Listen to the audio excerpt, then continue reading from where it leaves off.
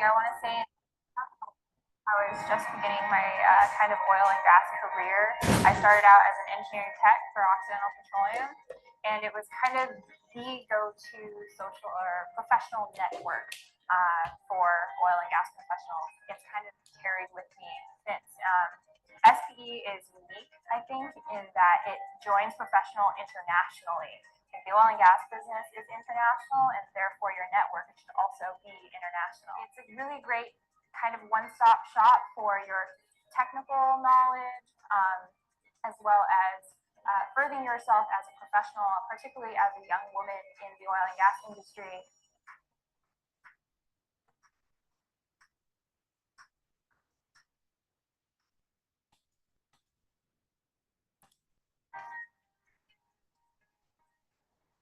If you're a student, you need to be an SPE member. If you're a new professional, you need to be an SPE member. If you're a seasoned professional, you need to be an SPE member. Everybody needs to be an SPE member because SPE is the largest organization of petroleum engineers. And there's something in it for everyone. Whether it's networking, jobs, information, or knowledge, you need to be an SPE member.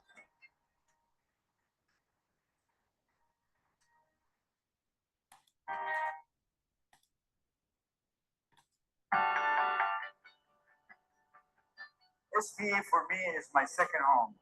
After my actual family, I have joined SPE when I was pretty young. I won't say how young I was, but I tell you, I have been with SPE close to 40 years. The time, effort, and money you invest in SPE pays tremendous payback to your career, to your social network, and to your professional growth. I would not have done it any other way.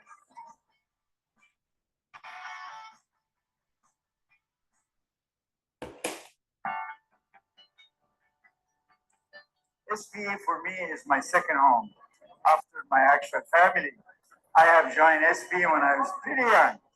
I won't say how young I was, but I tell you, I have been with SPE close to 40 years. The time, effort, and money you invest in SPE pays tremendous payback to your career, to your social network, and to your professional growth. I would not have done it any other way.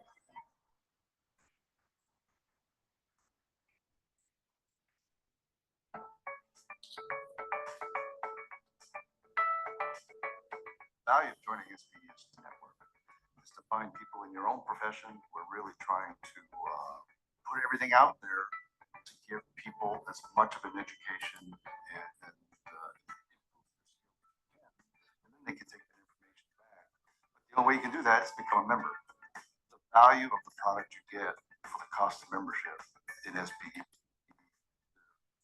off the charts. I mean, you get much more value than what it costs.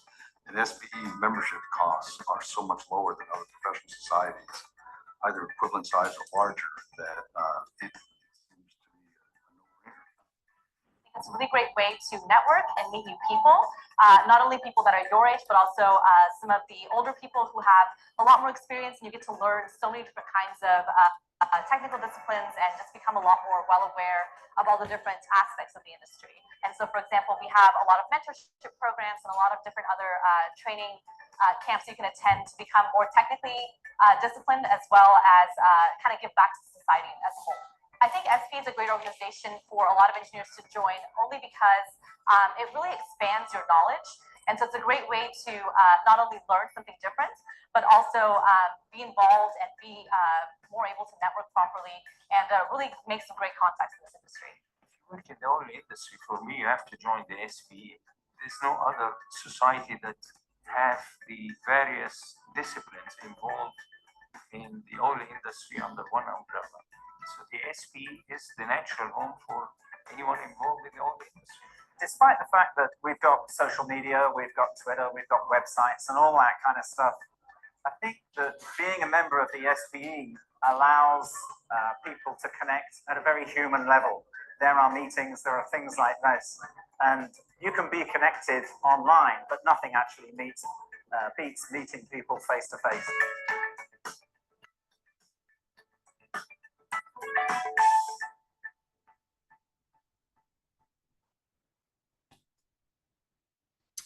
And with that, I welcome you to today's webinar once again. I think we can proceed from here on.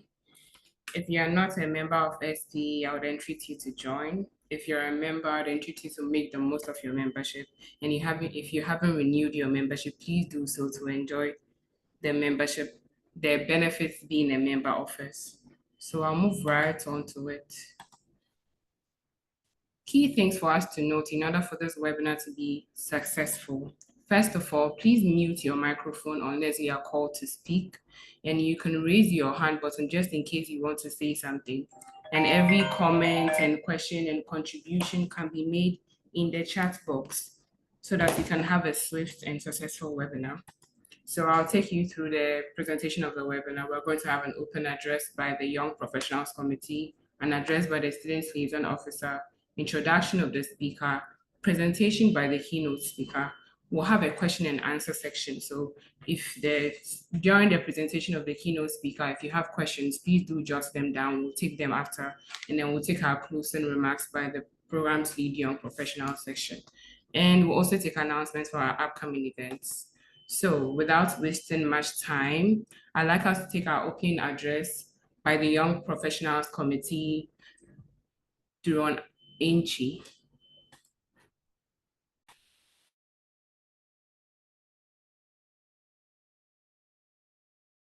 Duron, are you here? Hello, am I audible? Yeah. Hi, sorry, I was trying to unmute myself. Sorry. Welcome, Duron. Hi, good afternoon, everyone. Good afternoon. Okay, so I'm Doron, YPW teacher. Okay, so I'm happy to give the open address, and this presentation explain how gas pricing.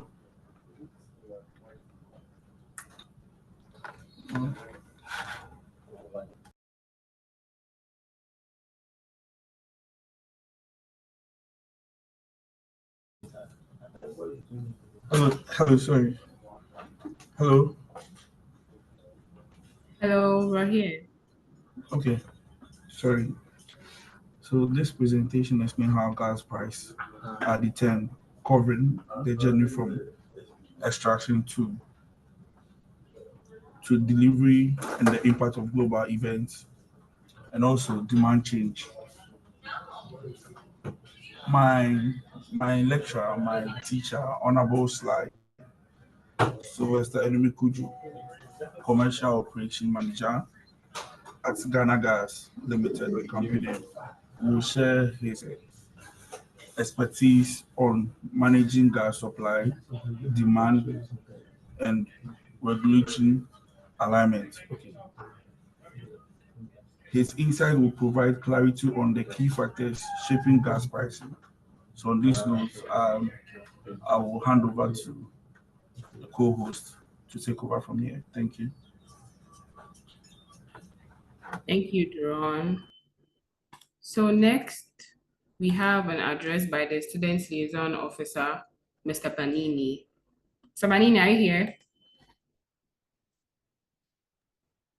Yes, fair. I'm here. Good Yes. afternoon, everyone. Thanks so much. I really appreciate everyone on the call. Today's lecture, as Deron said, will give us an insight into gas pricing and understanding how the pricing framework works. And we have an expert who is a practitioner and a lecturer who will give us insight into the topic. What I seek to ask is for all of us, both YP and students alike, to take notes and ask critical questions and pass comments that will inure to the benefit of all of us. I appreciate everyone on the call. Over to you, Bill. Thank you. Thank you, Mr. Banini. Without wasting much time, we move on to introducing our guest speaker. So our guest speaker's name is Mr. Sylvester Elumikuju. He is the commercial operations manager for Ghana National Gas Company, who is responsible for the economics, the risk, and pricing at Ghana National Gas. He holds an MSc in Energy Economics from University of Aberdeen, Dundee, Scotland, and a BA in Development Studies, Planning and Rural Development from the University of Development Studies in Ghana. With about 15 years of experience in the oil and gas industry, he has been involved in and spearheaded several gas projects appraisals. As an ardent believer in skills transfer, he spearheads an internal training and integration program for new employees and team members within the Commercial Operations Division, which is executed collaboratively with the Human Resource Unit. Ladies and gentlemen, let's welcome our guest speaker, Mr. Sylvester Enumikojo.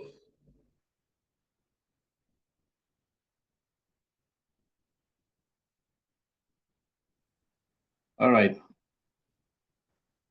Good morning. It's afternoon, actually. Good afternoon to everyone on call. Thank you, Pearl, and thank you to the organizing committee for bringing me on board for this discussion.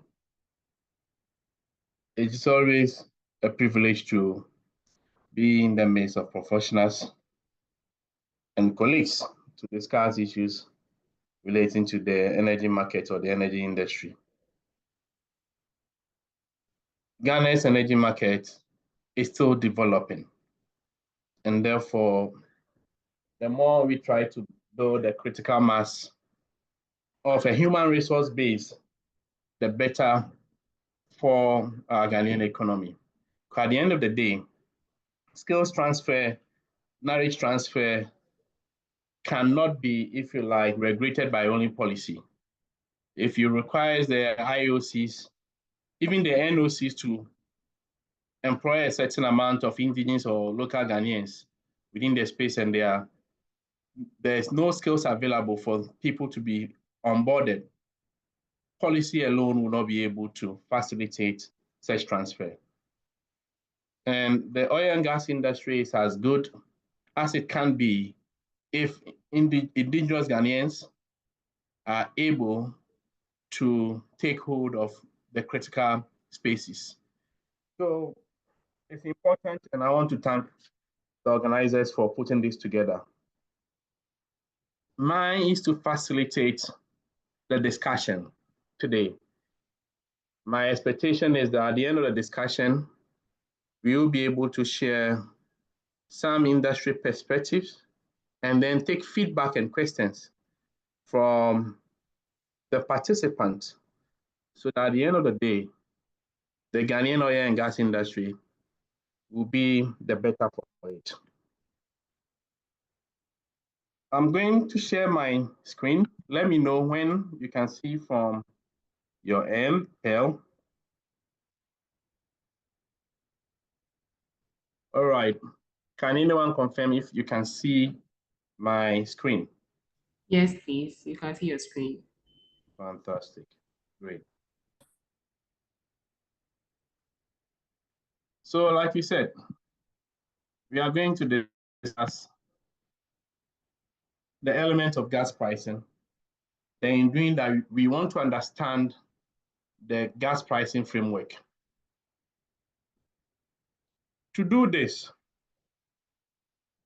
I have provided a certain schematic.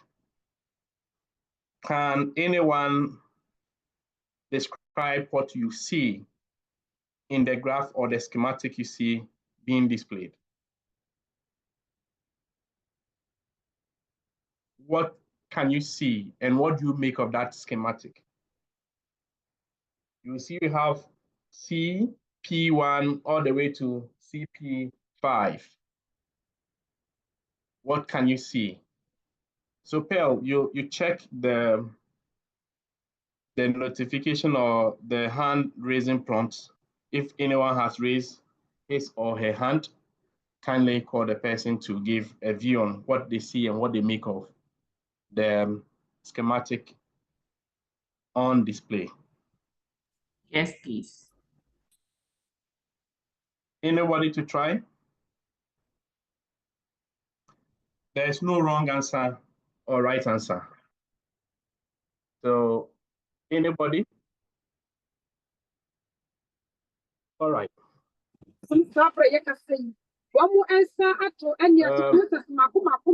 Benedict, you want to try? Okay. Right. So I always start this presentation with a certain kind of schematic, depending on the scope and the requirements of the discussion. So today I have provided a schematic with several variables, at least 5 variables. The first variable is CP1, which refers to the broken lines. And you notice that that is a straight line. From the beginning to the end, you notice that it's a straight line. And then we have the CP2 or 002, which is the green line.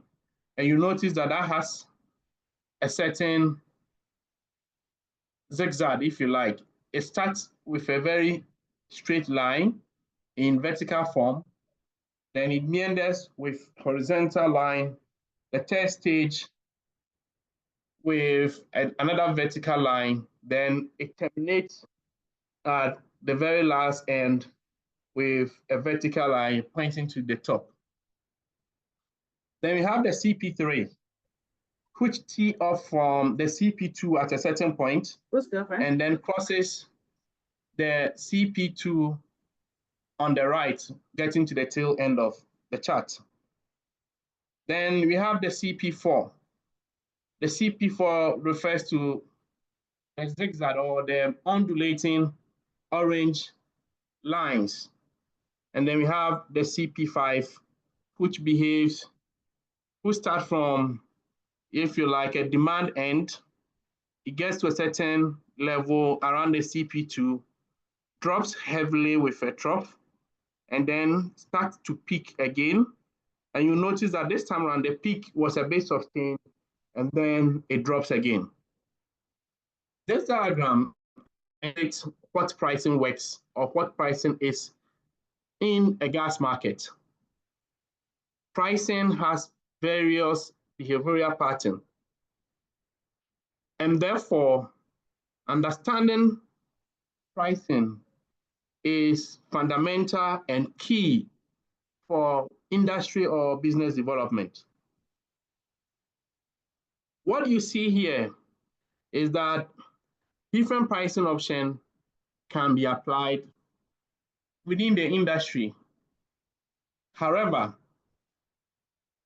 practitioners do not have the free hand to decide the behavior of price method or price mechanism you adopt.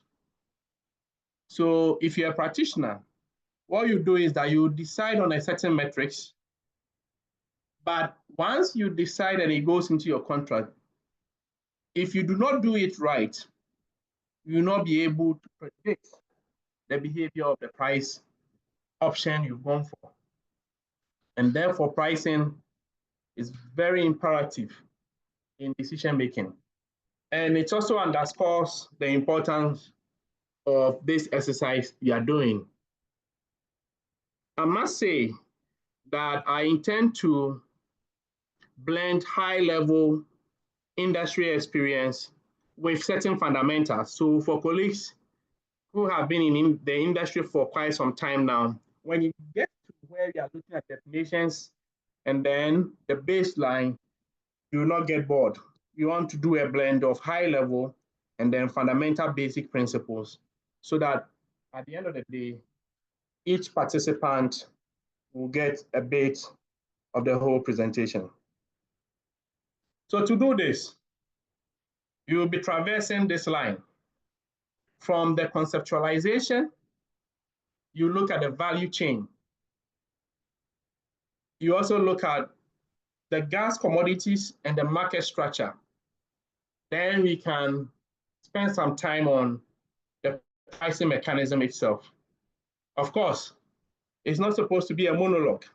So at a certain point, We will take your contribution and feedback and questions. Why conceptualization? If you say element of gas pricing, depending on where you find yourself, you may interpret that to mean a lot of things. However, once we are able to conceptualize it, then you will have a very good sail in the course of this exercise.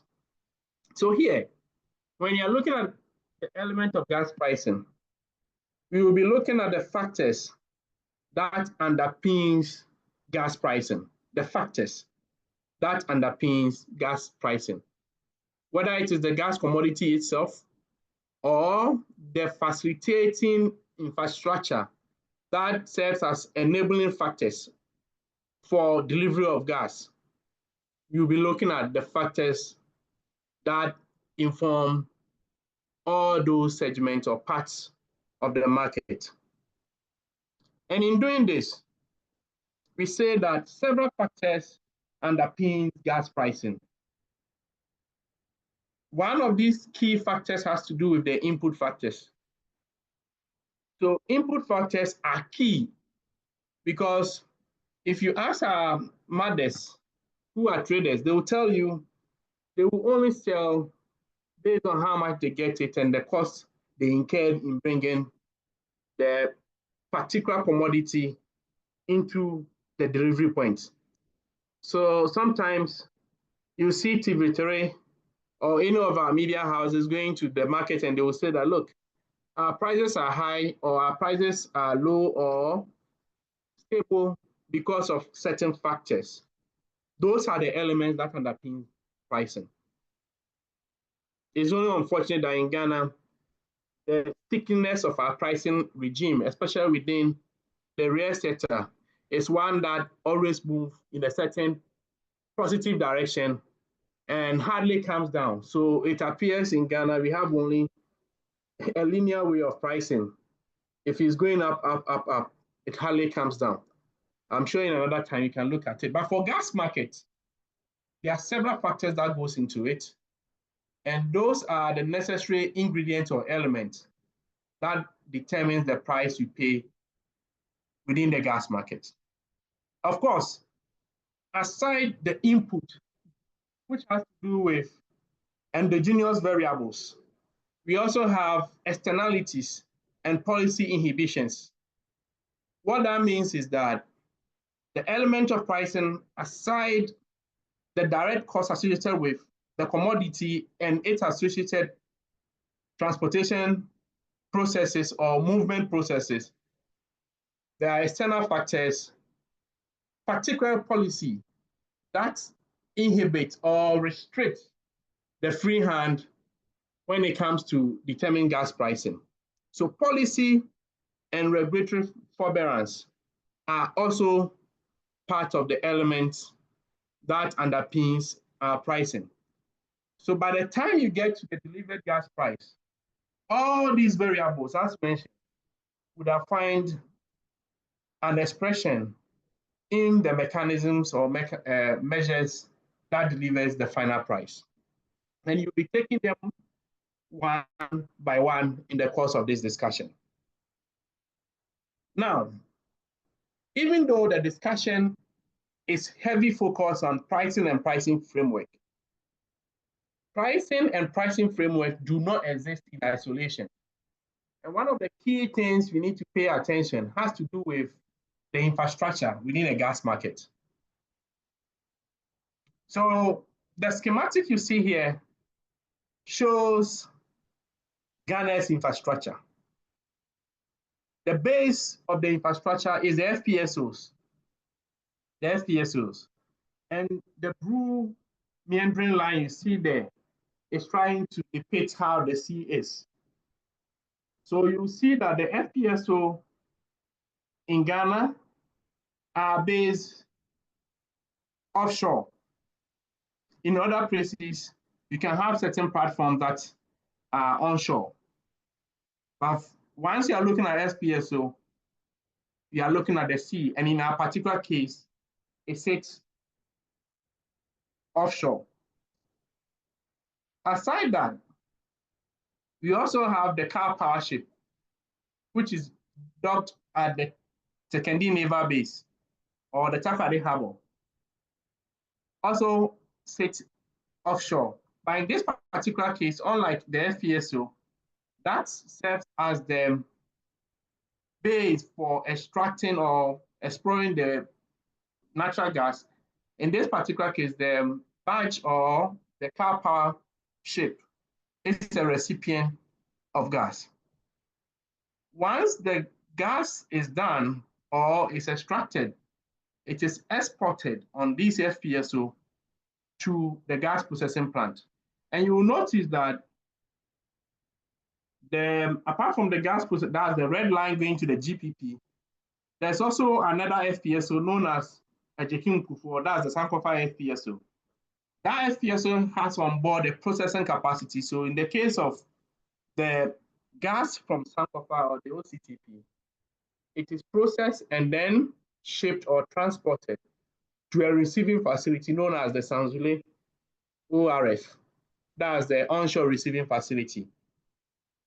Once it gets there, the gas or the raw gas that goes to Atrabo also commingles with that, and then it is shipped or transported to various demand centers. So you see EDS, and then you will see the TDS. These are all distribution stations. The gas goes in there, and then we are able to send it to the regulatory stations or the regulatory outlets, and then a lot of these customers can get gas for the intended purposes. Now, this schematic is very important, and I urge you to take note of it because you come back to it when you are looking at the price and its framework or mechanism. Aside this schematic, I have also put another one that has to do with NGLs. In this particular case, LPG. And you notice that LPG in Ghana, or in Ghana's case, can be imports, can be sourced from an import outlet or domestic outlet. As of today, Tema Oil Refinery is not producing. So the only domestic outlet for LPG is the Atrabo processing plant. Aside that, BDCs or Bidex also brings in products. These products are shipped or transported to the storage tanks. And then once it gets to the storage tank owned mostly by the Bidex or the BDCs, the LPG MCs goes in there and buy the product, and then they can distribute to the LPG marketing centers or where we mostly go to pick our product. The first part describes the first part, which is this part, describes the traditional setting. I'm sure you've heard about cylinder recirculation model. With cylinder recirculation model, what has been described already will not be the same. Once it gets to the storage tank, they are expected to bottle that into small cylinders. And then the bottling company or the police on those bottling company can take the product and sell to the LPG MCs. And again, consumers can go into taking it from the retail centers. So that's what is going to be the norm or the structure going forward. Again, I have taken time to discuss this because they all have pricing significance or implication. Pricing does not exist in a vacuum. Pricing takes its foundation from a lot of variables, and the value chain, as discussed here, is also important. Now you move to the power value chain. But before I do that, let me take you back to this schematic. When you look at this schematic, and I'm going to emphasize what a lot more people perhaps know, which has to do with the upstream, downstream, and the midstream. And like I mentioned, in Ghana, our FPSO or our production centers are in the sea, offshore. But when we say offshore, it's not, or when we say upstream, it's not the same as offshore. Whether a stream is up, down, or mid is a function of what? Activity. So in certain places, we can have an onshore platform producing gas or oil, and it will still be upstream. So to say that because Ghana's oil production happens in the sea or on the sea, upstream means offshore. Upstream does not mean offshore. And I think a lot of colleagues in industry even make that mistake that they think upstream is synonymous with offshore. That isn't the case. To determine whether this side is an upstream or whether the middle part here is a midstream or whether the demand centers are downstream, it's not necessarily because of the location. So locational factors are not the basis for that. And for those who follow the gas challenge, there's a popular question that says that the midstream, the upstream part or subsector of the gas value chain is the same as the offshore production center in most gas markets, true or false? And a lot of people say it's true, but really, the upstream is different. It's extinct from offshore. The only thing is that in Ghana, the offshore and upstream appears to be aligned because most of our production happens there. So kindly take note of that. And I went back to this because it has price implications. It has price implication. So moving on, we are going to look at the gas to power. So you notice that the part we discussed earlier was looking at the gas infrastructure largely and the sources where gases are, the raw gas comes from. We are looking at this particular one, how that market or that segment of the gas value chain dovetails into the power market, because at the end of the day, most of the gas that is produced in Ghana, in this particular case, the lean gas, is used within the power market. So what this slide seeks to do is to take the gas value chain bit of it and then fuse it into the power value chain. So the first thing is that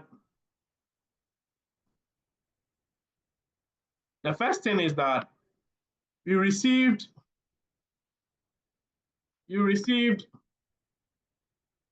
gas based on the exploratory activities. If there are no exploration, the portion that I have marked in red, if there are no exploration, there will not be gas supply. So exploration and production are key. In certain places, they have huge, or exploration and production is done on huge basis. So they'll be doing probably like 200 TCF of gas.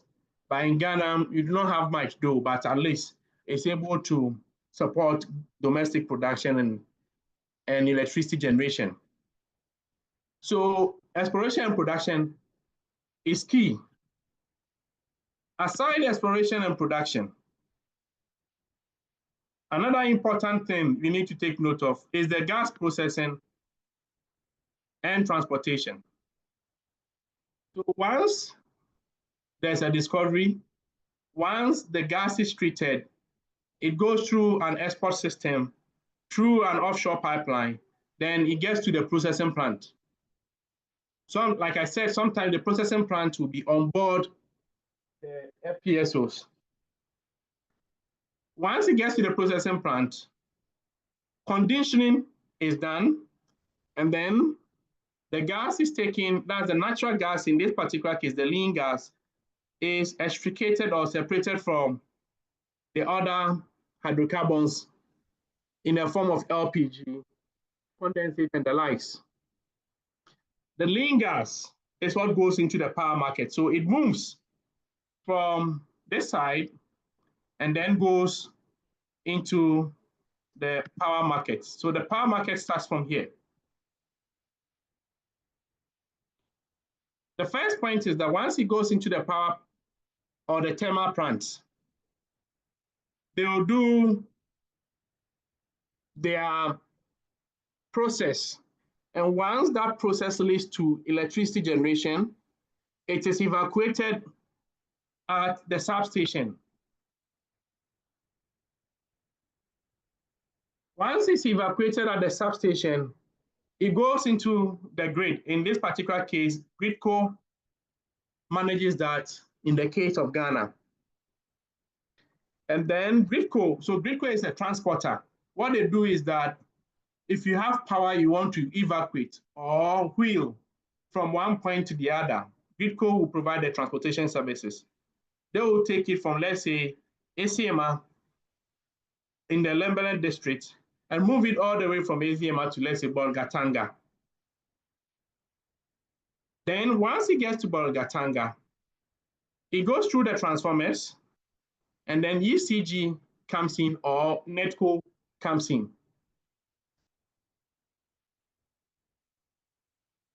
Once it gets to ECG, their role is to sell to the consumer centers. And let me emphasize that ECG and Netco plays the same role.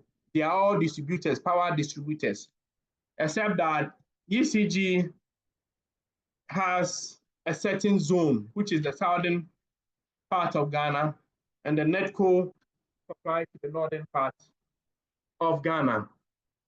Again, this schematic you see here has pricing significance. And all these things we are doing is to walk us through some of the thinking or some of the variables that underpins pricing. So you need to take note of that. You've discussed gas infrastructure, you've looked at LPG value chain, and you're looking at the value chain in terms of how gas fuels into the power market in terms of generation, distribution, and transmission. The next thing you're going to look at is to be able to put all these variables or value chain that we have discussed into what is required in terms of the scope of this discussion. Now, we are looking at the gas commodities and the market structure. Every economic student will tell you what determines price is the market structure. So market structure or the nature of the market is a very key determinant of prices or pricing mechanisms. But we are also looking at price not also in a vacuum. You are looking at price of certain commodities. So in this particular case, once gas is processed, we get your lean gas, you get your LPG, and then you get condensate. What market pertains to these products? What market pertains to this product? So when you're looking at this, the prospect of selling lean gas or LPG or condensate, what markets will occur or what will be the market behavior of these products? And if you don't understand the market behavior, you may end up prescribing wrong pricing framework or methodology or wrong price or prices for a particular product. So understanding the market structure is also one key variable that you must pay attention to. Generally, or theoretically, we are aware of 4 types of markets. And I'm sure if this was a classroom exercise, colleagues will be giving us names of these markets based on even their secondary school economics. I'm sure we are all aware about the competitive market. Then we have competitive monopolistic market. Then we have the monopoly market and oligopoly or oligopolistic market. These theories that we learn at school all finds expressions in industry on a daily basis, particularly when it comes to pricing. For the purposes of this discussion, you'll be focusing on the monopoly and oligopolistic market or the oligopoly market. Monopoly, as the name suggests, mono. Mono means one. So there's only one producer and perhaps many buyers. Assuming you operate in a monopoly market, your pricing behavior will be different from a competitive market, and it will also be different from oligopoly market. In terms of oligopoly, you are looking at not just one, there could be few producers or suppliers, and then you have more buyers. And you see the concept of the buyer's market or the seller's market is very key in price determination and its framework. Now, the nature of this market also gives an indication on whether the market is regulated or less regulated. Because what is the role of government? The role of government is to make sure that its citizens or her citizens are not cheated by those who control factors of production, or if you like, those who produce from these natural resources. Now, the influence of government in price setting is a function of the nature of the market. So you will notice that in the downstream market, the market is heavily deregulated. So private people can go to MPA, get licenses. Once you have your license and you've been certified, you can bring in product, you can decide to sell your product because the market has been deregulated. And one key element of deregulated market is that the market is matured. So when the market is matured, the tendency is that it will be deregulated. And the difference between the deregulated market and the regulated market is the degree of regulation by regulators or by the government itself. In modern days, what we've done is that government has given powers to regulatory bodies and regulatory institutions to regulate these markets. In places like Trinidad, the Ministry of Energy acts as the regulator. They have arms that regulate. But in Ghana, we have regulatory bodies that implement or facilitate regulation in the market. But what I'm saying is that the degree of freedom in any market is a function of whether the market is matured or less matured. It's the same within our homes. When you have a boy or a girl who is not matured, you want to monitor their movement. You want to be sure that even if they are going to visit any friend, they will come within a certain time. I'm sure a lot of us on this call, when you decide to go and see your friends, you do not take permission. You only have to rely on the experience of old in order to take good care of yourself. So once you become matured, it's the same thing with markets. Once a market becomes matured, the regulation or the regulatory tendencies reduces. And like I said, all these elements affect the price and the pricing mechanism. So all that I have done so far is to walk you through elements and factors that affect pricing framework and pricing mechanisms.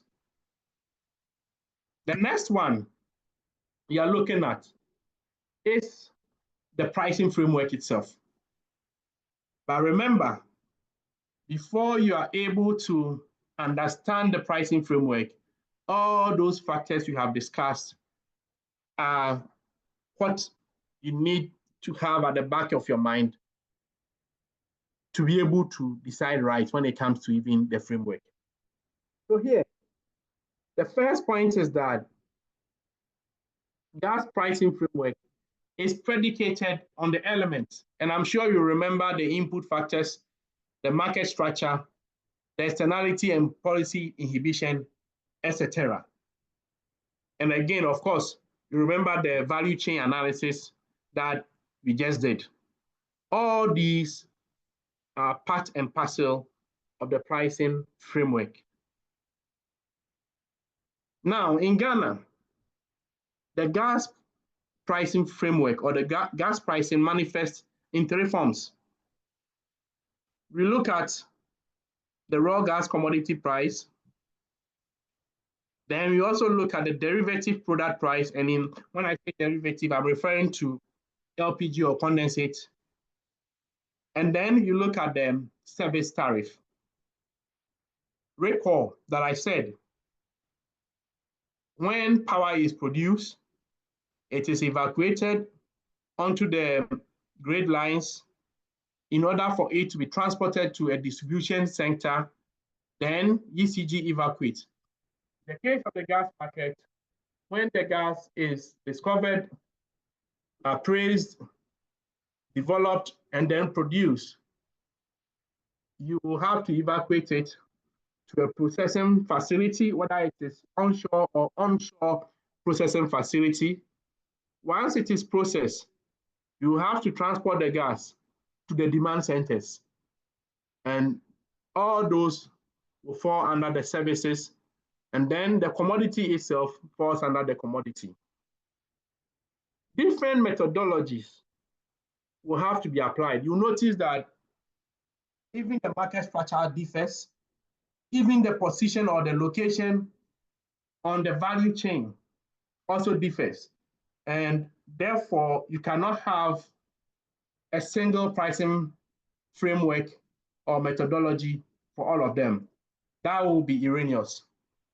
So what you need to do is that once we have deeper understanding of all the variables, I keep going back to the variables because they are the most important element in price or in pricing.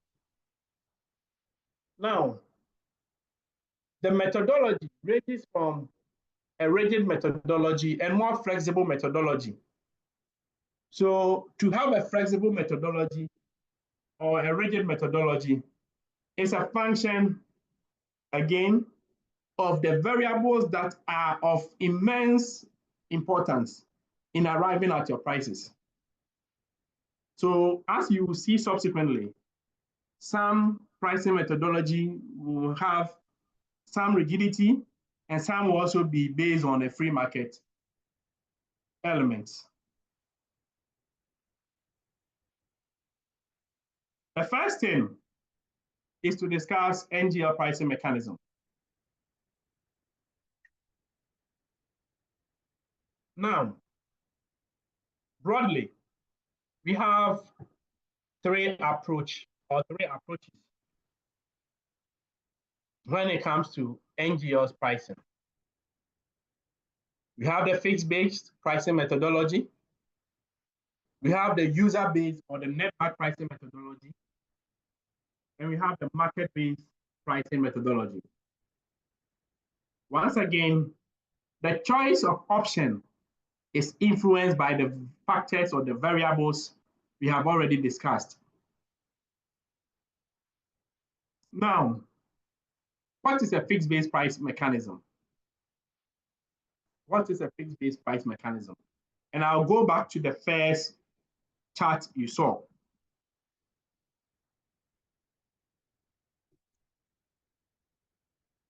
you will notice that C1 did not change over the time horizon. So the white broken lines you see did not change. It had no curve, no bend. It was straight. You also notice that C2 kept changing. At a certain point, it was high. At a certain point, it was low. So when we are referring to a fixed price mechanism, we are looking at a situation where, based on your variable cost and your fixed cost, and then the expected margin you intend to make or allowable margin, based on these variables, then you will decide that a gas commodity or the service within a gas market will be at a certain fixed price. So in this particular case, what that means is that an organization can decide that based on the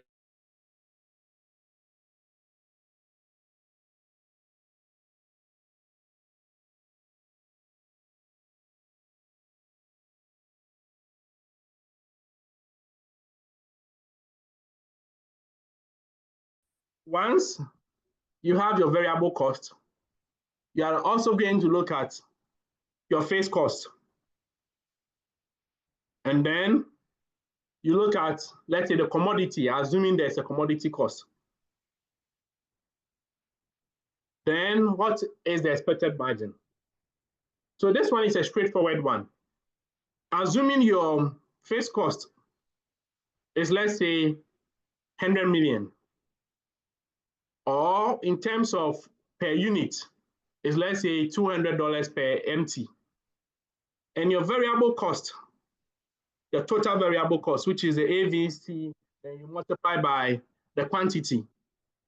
If your variable cost is, let's say, 1 million, your fixed cost is, let's say, 2 million.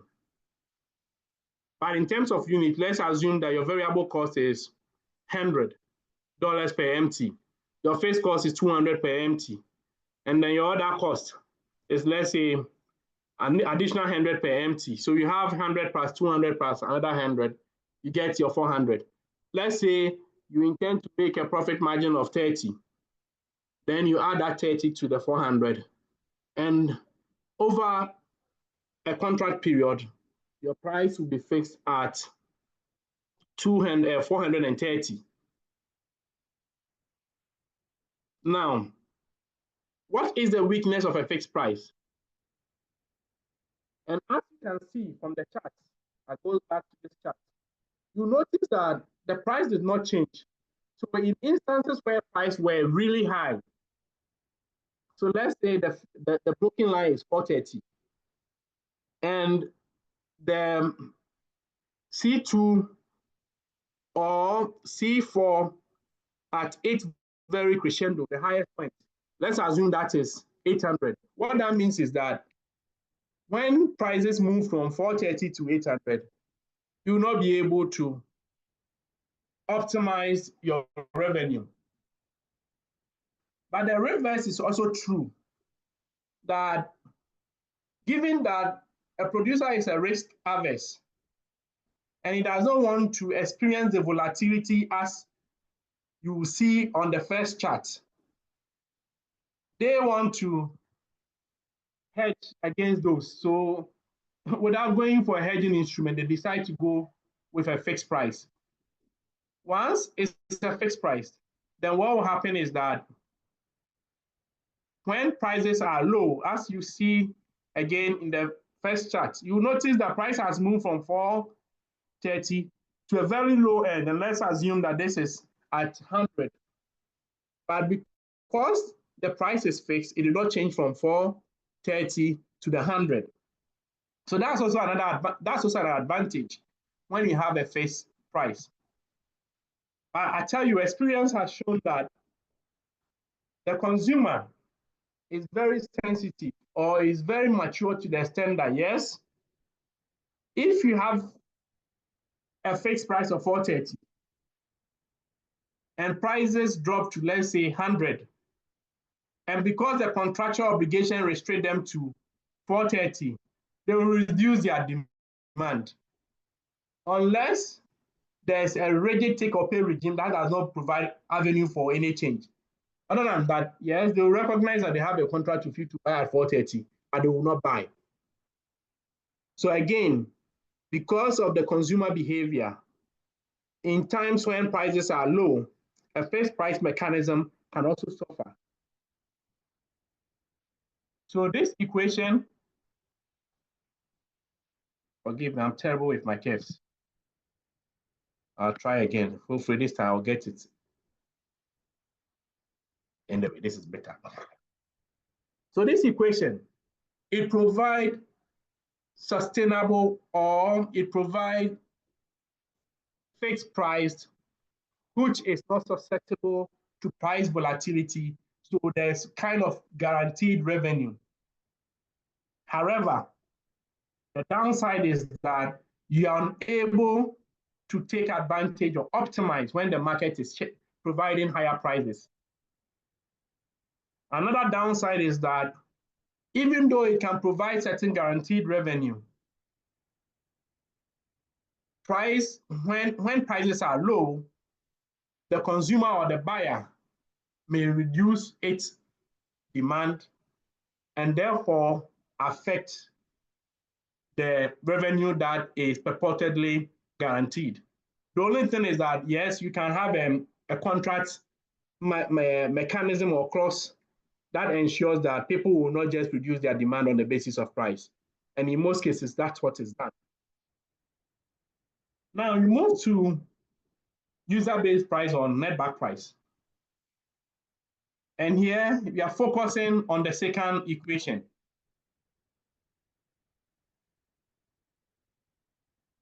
Again, my lines were not straight. I'll try again. All right. So the netback equation here, what you look at is the average revenue times quantity. So in effect, ARV times Q is the average revenue times quantity, so the total revenue, minus the average fixed cost, or the total fixed cost,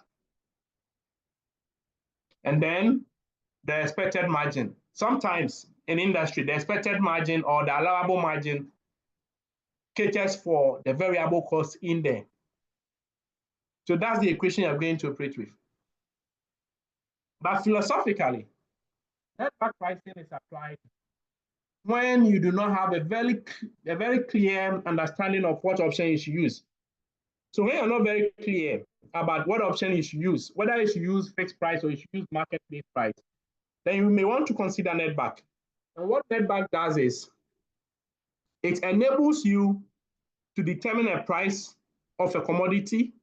In this particular case, gases, we are looking at the natural gas, assuming it's going to be used for lean gas and NGLs.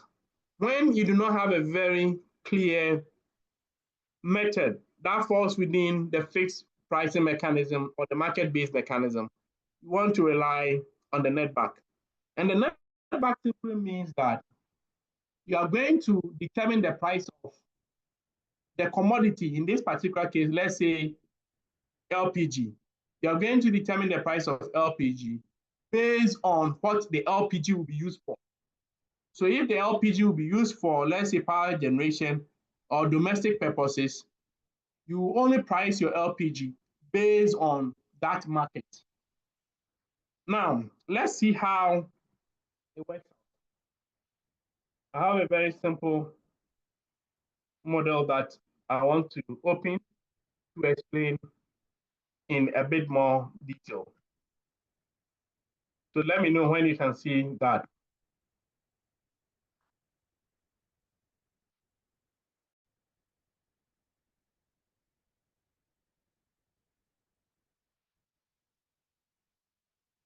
Please, can you see?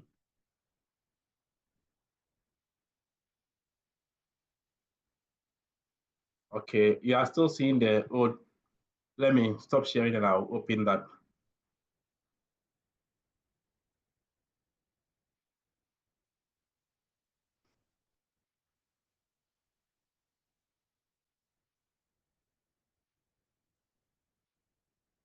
Yes.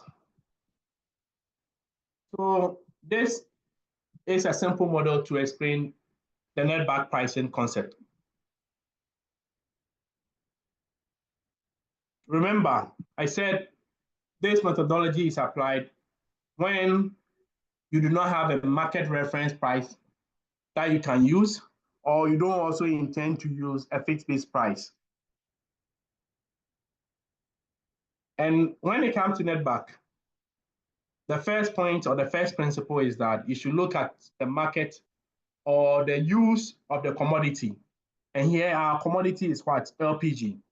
It could be condensate, it could be lean gas or any other commodity, but you're using LPG for demonstrative purposes. What do? You first have to know the revenue which will be derived from the downstream of the LPG market. So let's say you have LPG, the person is buying to sell for power generation. Once the person produces the power, then you'll be interested how much revenue is the person making from the power market. So we have four options. The first one, the revenue the person is making is about 1,300 per metric ton. In option two, the revenue that they are making, the buyer is making is 1,653. Option four is 2,540. So you know our revenue. And that's the equation I showed earlier. This has been built on the basis of that equation. The next thing is to know your direct cost. And you notice that even though the revenue for option one is low, the final netback price appears to be the highest. Why? Because if you look at the direct cost per unit, option one has a direct cost of about 260. I must say that these are dummy numbers to explain the philosophy of the concept. These are not real numbers. It's been put together to explain the concept. So don't work with these numbers as it is. Once you understand the concept and you understand the other variables, you'll be able to identify or get these numbers to do the analysis with regards to netback. Aside the direct cost, there's also SG&A. Again, option one has a total SG&A of 400. The highest is option four with 950. Once the SG&A is taken from the net revenue, you get, so the first one should be gross revenue, no, net revenue. So we have the net revenue. Once the net revenue is made, let's call this one net revenue one.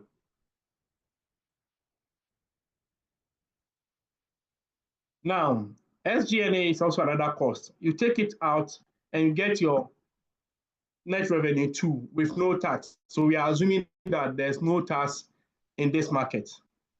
The last variable you look at is how much does the buyer intend to make in terms of margin. And you notice that for all the four markets here, the margins are the same, $200 per metric ton. After the margin, the cost has been taken from the revenue or the final revenue or the gross revenue, you get your net back. So in this particular case, your net back price for option one is 440, and the lowest is option two, which is 274. So at management end, when you have provided this analysis, I mean, you then suggest that given all the parameters, maybe the product should be sold to the buyer in option one, because that gives you the highest of price. Now, it looks okay. You've looked at 4 options or 4 markets. You've settled on option 1 to be the market in which you want to sell because you are going to optimize your pricing. But let's look at the weakness of the netback price. Let's assume that the direct cost per unit for option 1, let's say you have a buyer A. Buyer A comes back and say, look, oh, our cost for 2025 in terms of the direct cost is not going to be 260. It's going to be 460. What happens? You see that the netback price has dropped from 440 to 240. Let's assume that they come back and say, oh, well, the SG&A things are expensive. It's no more 400, it's 500. What happens? Your price drops to 140. Let's assume that, oh, the allowable discount is no more 200, it's rather 300. What happens? Your price drops to 40. So you will notice that the parameters or the variables that determines or that is applied in a netback pricing are things that the buyer can manipulate. So again, in gas challenge, you say that the netback is effective or efficient when the market is regulated. In that, assuming the buyer did not have a free hand to change the cost per unit from what it was, let's say 200 to 260, assuming the buyer cannot change the SG&A from 400 to 500, and assuming the buyer cannot change the allowable margin from 200 to 300, then your 440 that you got would have been protected. But in this particular case, the highlighted variables are things that your partner or the buyer can't manipulate, because at the end of the day, it is their duty to decide how much they want to pay their employees. It is their duty to decide how much they want to spend on transportation or fuel. So at the end of the day, they can shortchange you, the producer. So that's a key weakness of the netback pricing mechanism. However, within a regulated market, in this particular case, assuming it's a monopoly market where there's one producer, and once there's one producer, there will be a regulation or there will be a regulator to ensure that all these parameters or variables are not determined at the whims and caprices of the buyer. It will have a certain regulatory rigidity. So once there's that regulatory rigidity, then it will be good mechanism for pricing. We will move on to the market-based pricing. Market-based pricing is to say that you are going to sell a product based on the market, so free market basis. Again, when it comes to market-based pricing, we have a certain benchmarks that you look at. The risk with market-based pricing is that it is susceptible to the volatilities you see here. And let's pay attention to the C4. Let's pay attention to C4. I'm referring to this one, the orange one. You'll notice that it keeps moving up and down. It meanders. It moves up and down. The risk with market-based price is that once you go with that option, then there will be the likelihood of revenue volatility. There will be the likelihood of revenue volatility. And for traders, those who trade in products, they like volatility because they make their margins through these volatilities. But when you are a producer, you want to minimize volatility because at the end of the day, if your products or your tanks levels are almost full, and you do not have a market to sell your product, what then will happen is you have to shut down your production. And no producer wants to shut down because sometimes the cost of even restarting a plant is more expensive than giving the product for free. So which pricing mechanism would be suitable is a function of what market or the nature of market you are looking at. If you're a producer, you may have a different opinion. If you are a buyer, you may have a different opinion. I'll show you another thing with regards to how we determine whether to go with market price 1 or market price B. Now, I mentioned that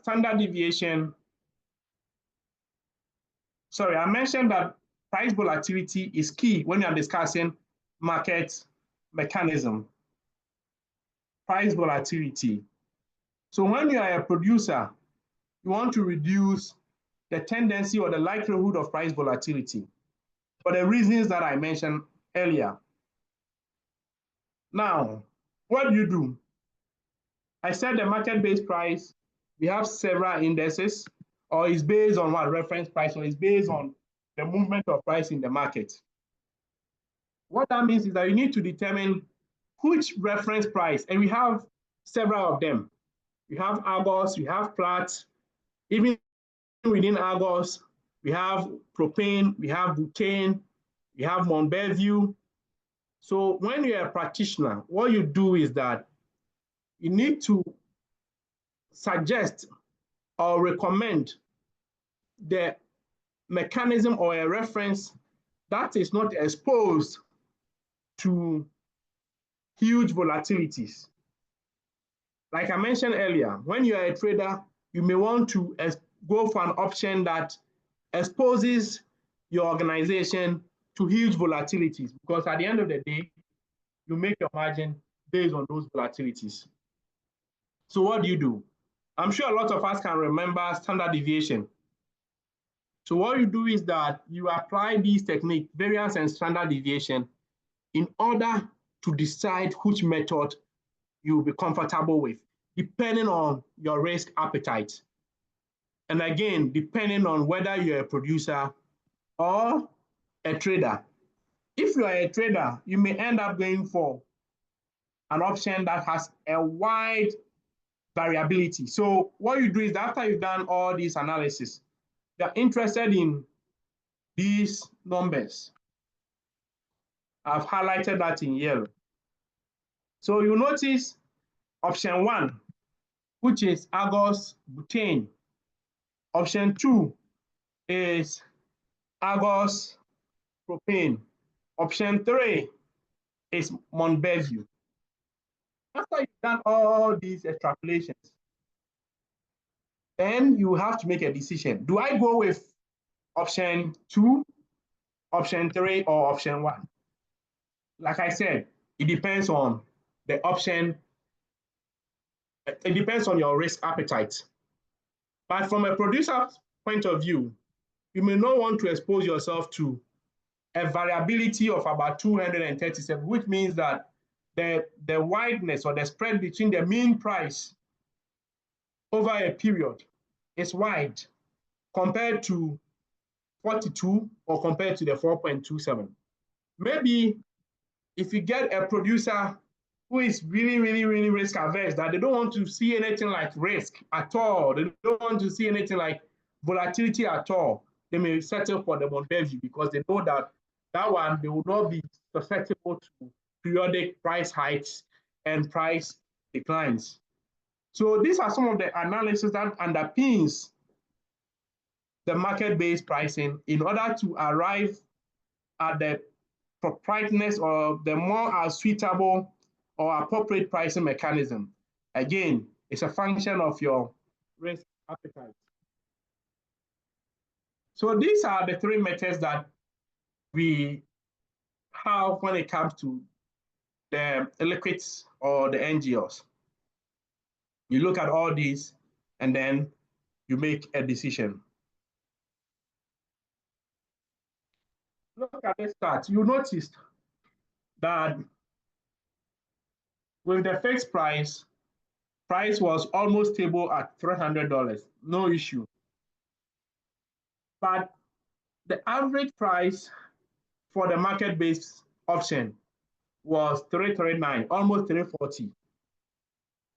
But remember, there's a red portion. There's a red portion here. This portion. This portion. In the life of my experience, there were instances that price were negative and price went as low as almost $100. So that's the weakness of the market-based price. It moves freely up and down. It can increase, it can decline. Again, the question is, which option do you go for? It's a function of your risk appetite. But when you do your analysis and you have the view that even if there are going to be a downwards or a negative price, it's not going to persist for a longer period. It's just going to be a blip. And therefore, you are able to recover over a long period, and maybe that will be the options you may opt for. But remember, it's a function of where you stand. Are you a producer or are you a trader? Aside the NGOs, you also have a different pricing mechanism when it comes to gas to power. Remember that I said the market structure, the other variables, the input cost, the externalities all play a role in terms of the option. When it comes to gas to power, there's a lot more regulatory rigidities because it's predominantly oligopoly market or oligopolistic market, and to some extent a monopoly when it comes to the transmission. And no reasonable regulator will allow a monopoly or oligopolist to have the free hand. That would be a big mistake. No one will allow that to happen. So the first thing is that you have to look at the key components of gas to power. And the first point is the upstream commodity. How much is the commodity?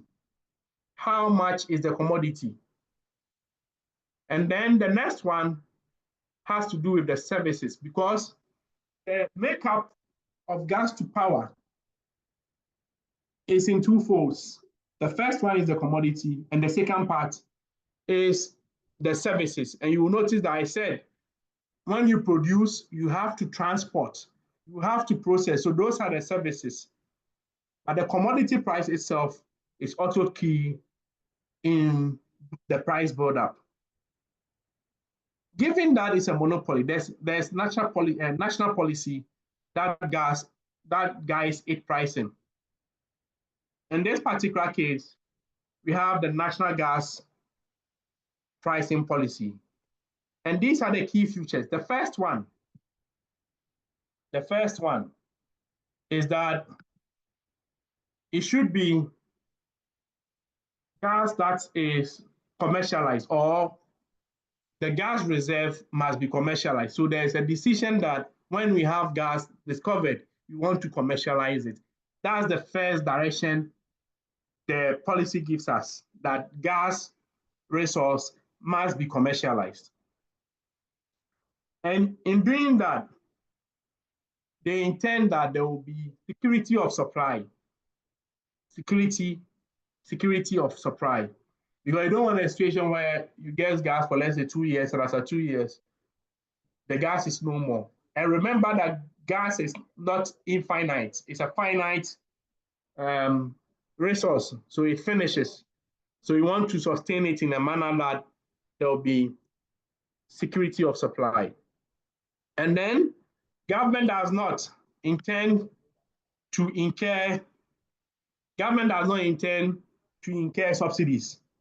For those who are relatively old, you notice that those days when the budget of Ghana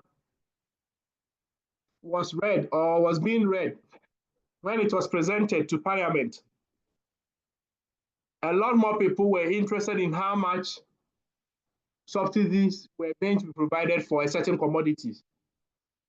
So unlike these days that the budget goes to the House and there's no mention of petrol price is going to be adjusted by 10% or is going to be reviewed downwards by 50%.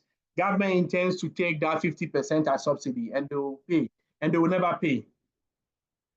So the policy when it comes to natural gas pricing is that we should not accumulate subsidies. Then, of course, no flaring policy is also another thing. All gas must be used. We shouldn't flare that into the atmosphere. So these are some of the futures of our gas policy in terms of pricing. The next thing is to look at the mechanism proper. Recall, I said we have two components. Broadly, you have two components. We have the commodity pricing, and then we have the services. This focuses on the commodity. This focuses on the commodity. And to do that, you look at the raw gas commodity price. So the RGCP is raw gas commodity price. And is determined based on a cost price mechanism. There are several ways that could have been priced. Okay, initially government intended that they will even fix the price for the commodity, where government will say, okay, for raw gas, it should be sold at $1 or it should be sold at $2. But they noticed that that would have been inimical to the growth of the market. So they changed cost and then allow the IOCs and state parties, in this particular case, the PC, Ghana Gas, the ministry, and GMPC. The composition is not fixed. Sometimes some of the members are not part of these discussions.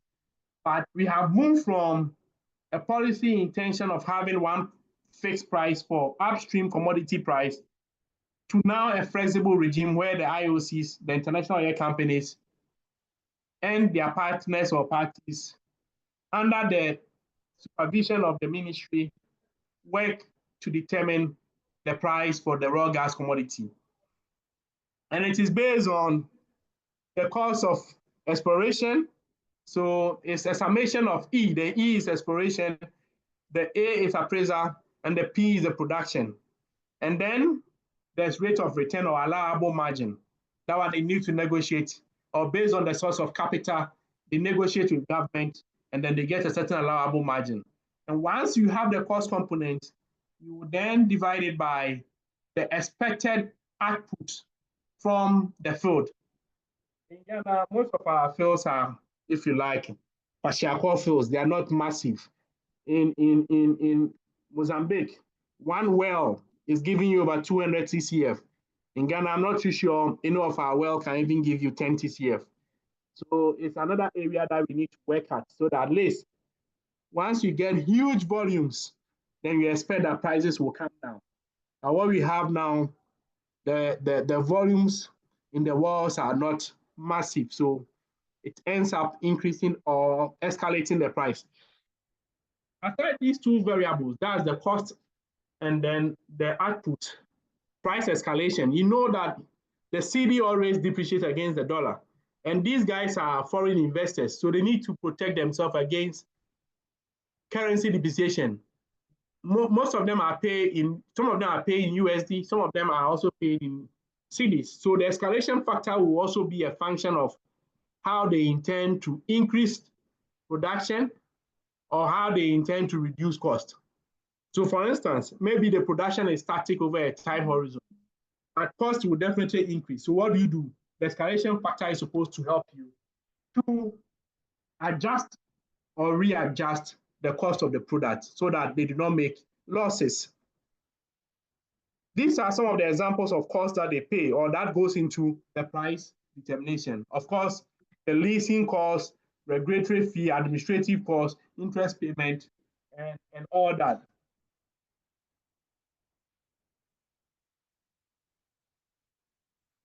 Aside the commodity, we also have the services, okay? Because the commodity, I remember this advert, they say electricity no get leg, it be cable motor, cable metal way go carry am. So you need to pay for the cable metal cost because they will have to carry the electricity, or in this particular case, gas from one point to the other. The gas will have to be processed, and all those falls under the services. So you need to determine that as well. Again, the nature of that market is one of, it's close to monopoly, even though we have in certain segments multiple players, but it's close to monopoly than it is to competitive market. I'm looking at the two ends. Now, this segment of the tariff or the pricing is regulated by the PURC. And the PURC does this by looking at the natural gas policy and their own rate setting guidelines. These are all public documents, rate setting guidelines. And by doing that, they look at the interest of the consumer. They look at how fairness or non-discriminatory the price is. They look at how simple it will be. They also look at the reasonableness of profits that they intend to take. They also look at the reasonableness of the cost they say they incur. They also look at the, okay, a hand is raised up. I'm almost done though. Yeah, I'll hold on for your guidance. Do I proceed? I guess so. Now, aside these, proceed. But let's wrap up. Great.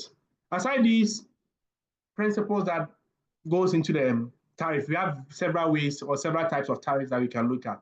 I think in Ghana, largely we use the three-part tariff. The new president has also mentioned the time of use tariff. I'm sure in another time when we are looking at all these in much detail, we can talk about that. But the time of use simply means that depending on what time you use the electricity, whether it's during the peak period or off-peak period, you may pay a certain rate. Now, equation 1 serves as the backbone of tariff determination or price determination when it comes to the services. And it looks at the annual revenue requirement and the gas volume. So you notice that there's a certain cost plus mechanism here.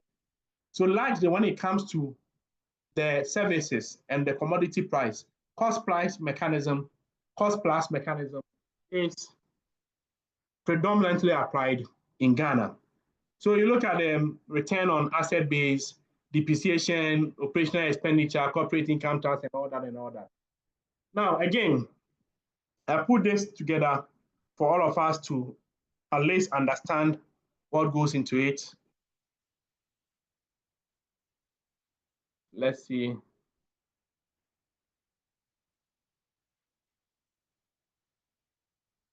Okay. Let me pick it from the source.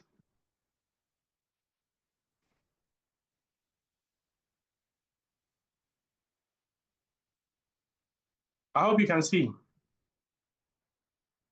So you're looking at depreciation, you're looking at return on assets, you're looking at operational expenditure, all that when you sum it up, you get what you call your annual revenue requirement. So the annual revenue requirement basically is about how much you need in order to provide efficient services to customers or to the sector. So in this particular case, in 2025, you say it is what? $164 million. So what this means is that a certain utility requires about $160 million in order to provide an efficient service. Then what you do is that you also look at the gas volume that they are expected to supply or produce and all that. When you divide the revenue they require by the gas volume, you get a price of 2.8 1299. What that means is that when you go through the pricing mechanism, you end up paying about $2 for the services when it comes to the gas. If you look at it in terms of the commodity, if you look at it in terms of the commodity, it also uses the same mechanism, which is the cost plus. And from the analysis here, you look at the seismic data, the cost of it, exploration, production, and all that.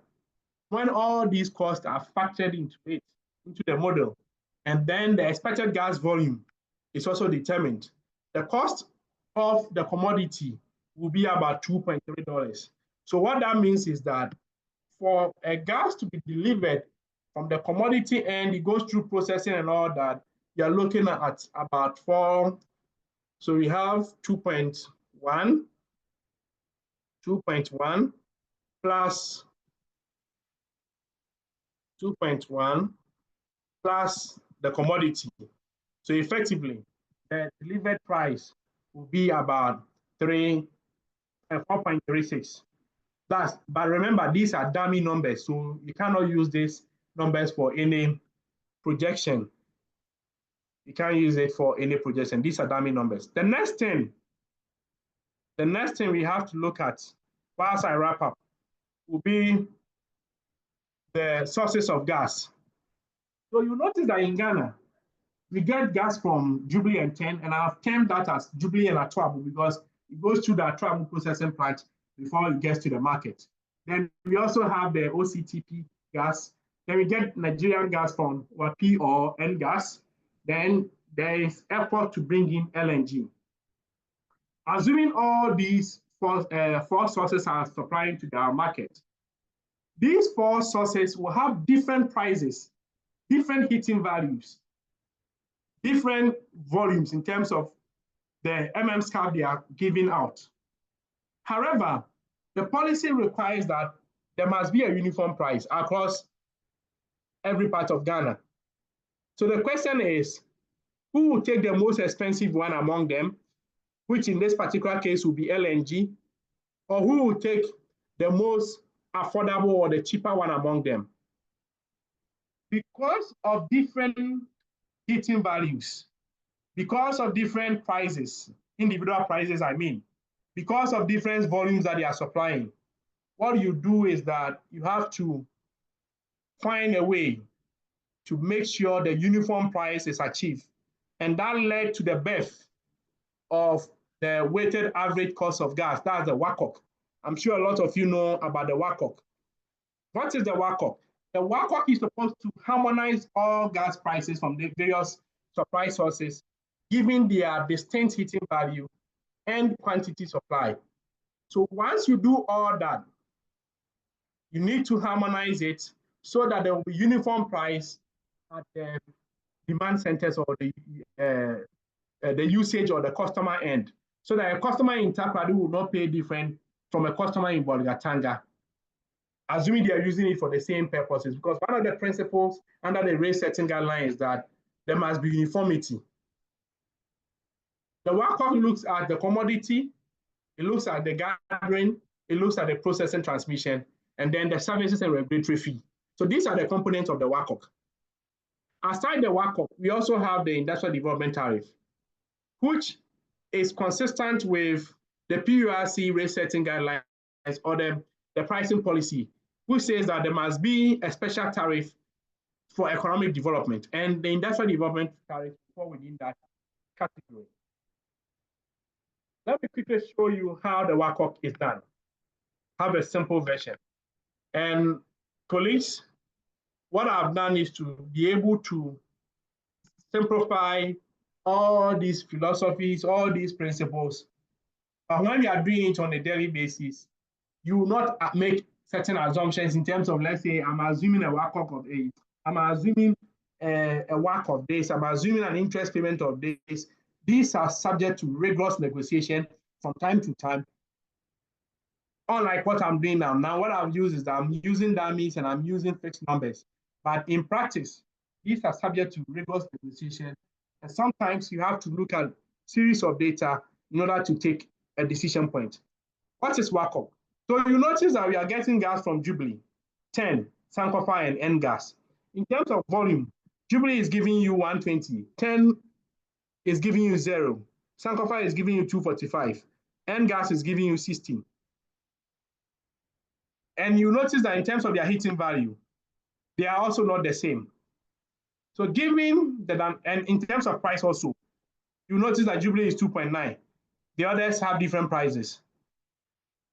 If you take a simple average of it, you're getting an average price of 6.7. But that is also erroneous because the geometric mean will not take account into the various variables as the weighted average will take into account. So the right way to do it is to use the WACOP. What do?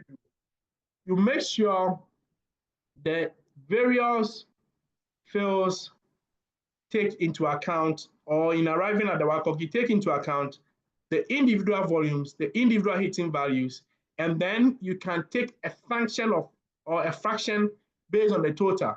So when you divide the portion of gas from, let's say, Jubilee, based on the total volume, you get a certain outcome.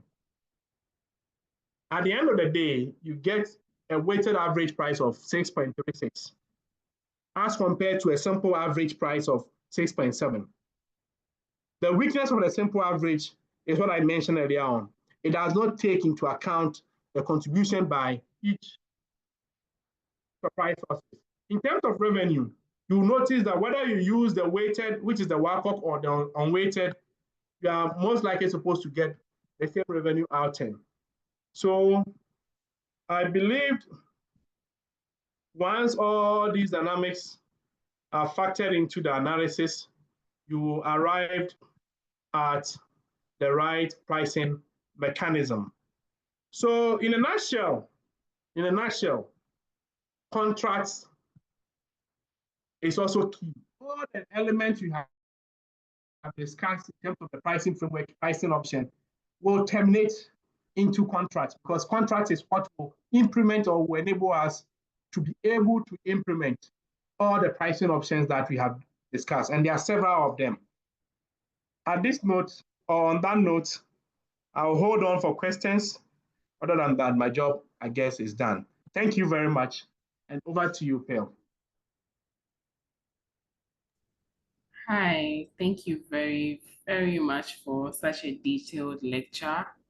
I think with our time, we can take only one question. So if there's any question, please do raise your hand and we'll call you to speak.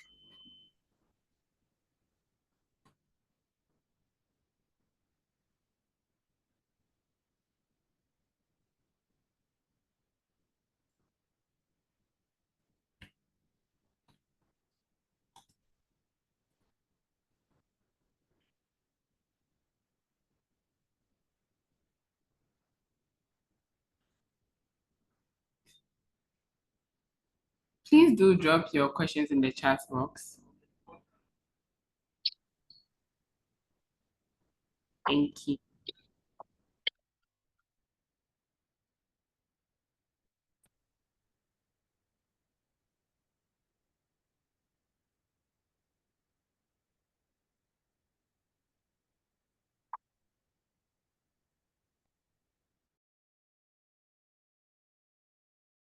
Pearl, I can see one person's hand up. Yes, please. If you could kindly drop the question in the chat box.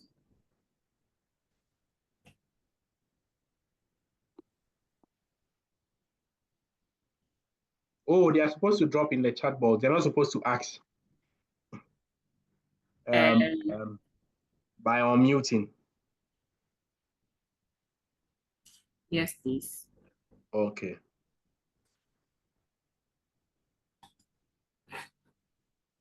So I see a question that says, from, let me see.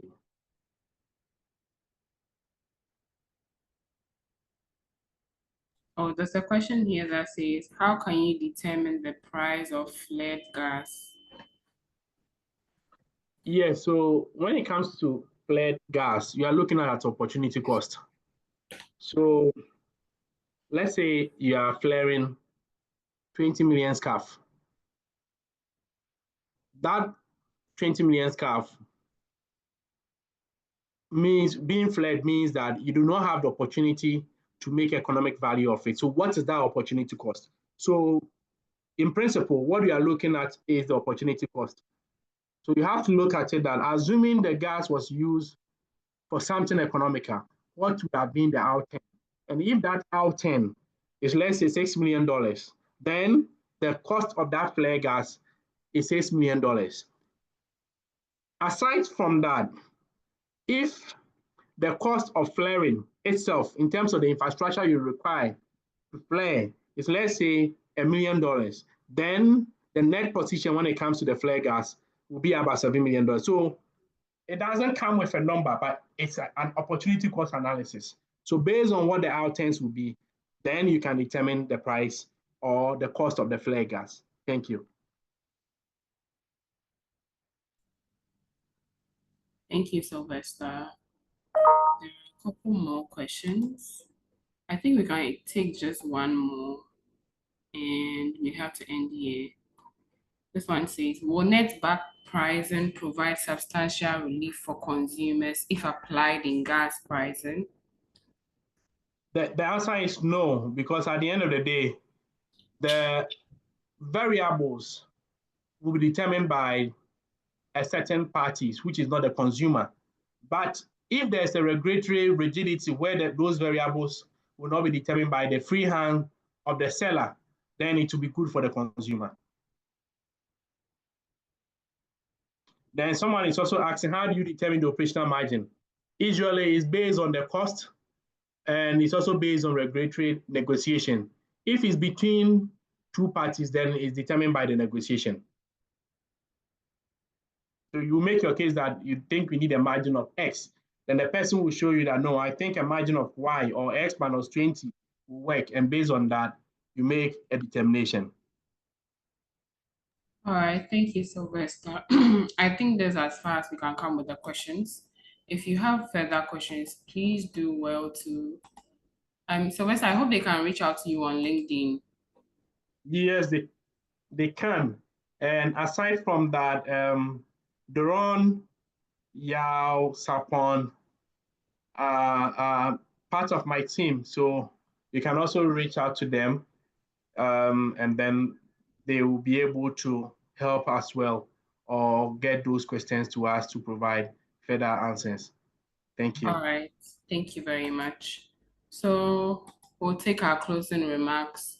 Oh, before I move on to the closing remarks, I want to say a very big thank you to you, sir, for the very well detailed lecture. And I hope that we have learned a lot. And like he said, if you have further questions, please do not hesitate to reach out to him or any of the people he mentioned. Thank you. Now we'll take the closing remarks from Engineer Efua Akoto Bediako. All right, thank you, Pearl. A good afternoon to everyone. Thank you all for making time to join today. I'm sure we all enjoyed our time here. And on behalf of SPE Ghana session, I'd like to first appreciate Mr. Sylvester Kujo.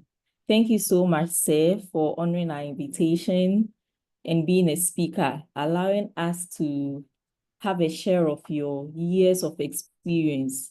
And I'm certain we all have a lot of take home regarding gas pricing. Kudos to you, Pearl, the moderator, for making the program a success.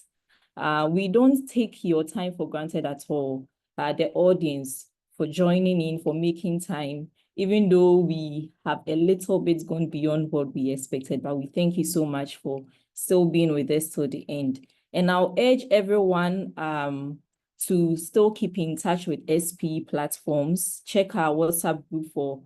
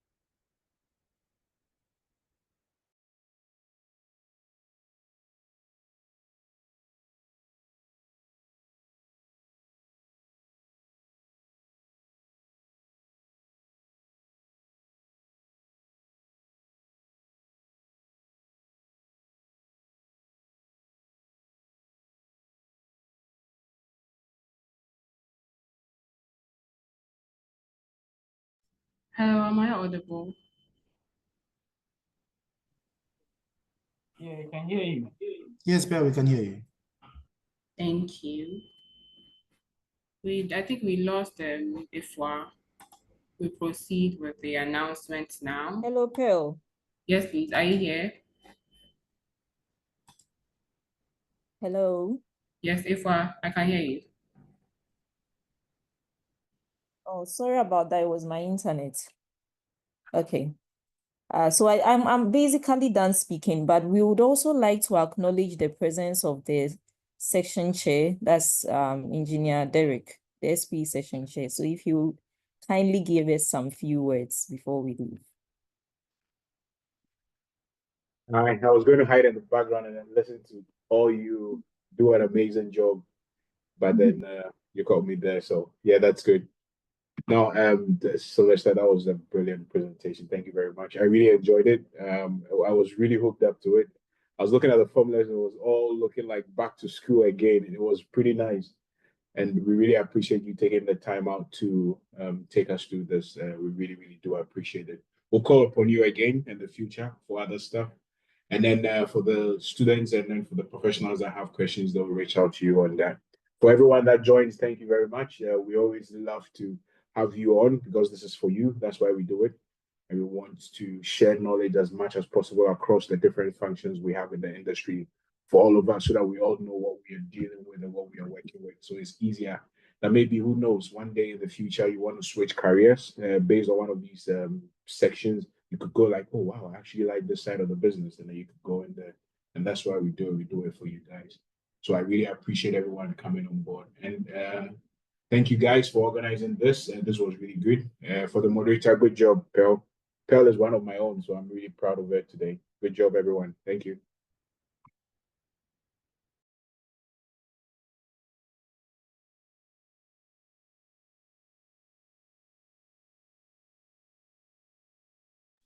Thank you, Derek, for your kind words. We'll move on to the announcements. So, upcoming on the 23rd of January, that is next week, Thursday, we have our distinguished lecture from Mohammed Asalan from Saudi Aramco. And the theme for the distinguished lecture is New Frontiers in Intelligent Completions. It's actually an on-site lecture happening at the Petroleum Commission Conference Room in Jolo, Accra. It is happening 12 o'clock GMT. Please make sure to be there on time and register via www.spe.ghana.com. Please do make sure to register before you attend this lecture.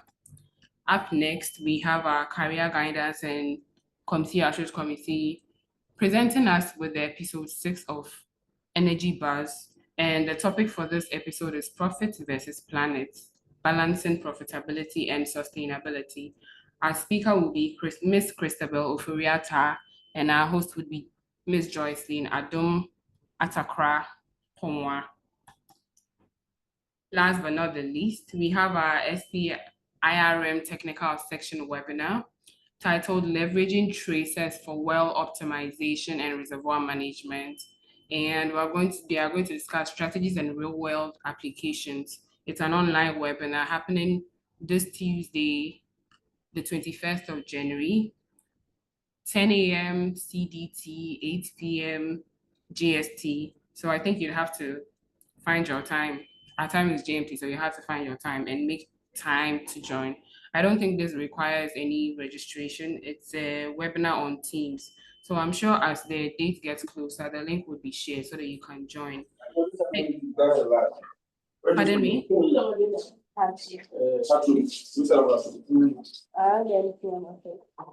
Thank you very much. We have come to the end of today's webinar. Thank you so much for making time out of your very busy schedule and joining us. We appreciate it. I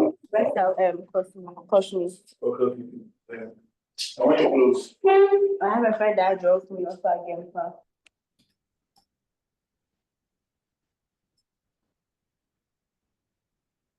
All right, guys, this is the end of the webinar.